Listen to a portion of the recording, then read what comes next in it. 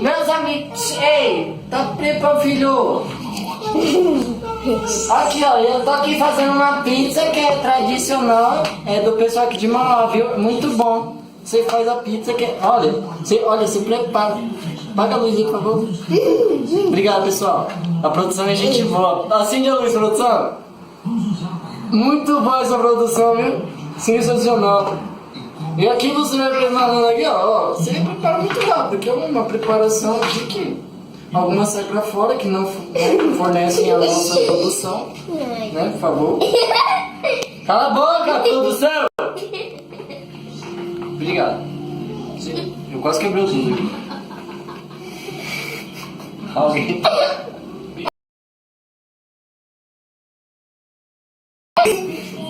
Olha, professor, é demais, viu? E olha, é muito bom porque, ó... Muito bom, muito sim, ó. E olha, essa carne aqui, ó, vou explicar pra vocês. Minha mãe que fez. Ela comprou no Extra e ela... Posso falar pra você que é muito boa essa carne, ela é feita de papelão.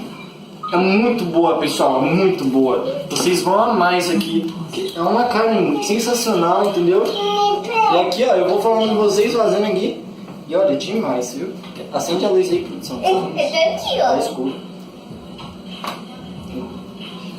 Pronto. Já é, pessoal, vamos lá, pôr no forno. Vamos comigo.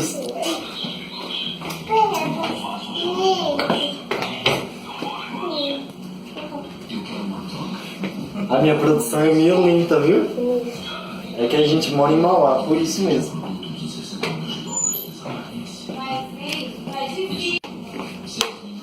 Tá pronto. Olha lá. Olha lá. Olá. Nossa, que sensacional. Olha isso, produção. Vamos comer muito bem, viu? Tá, não sei dar chorar. É muito gostoso.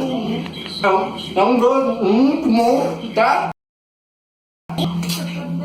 Demais, muito bom. Tá?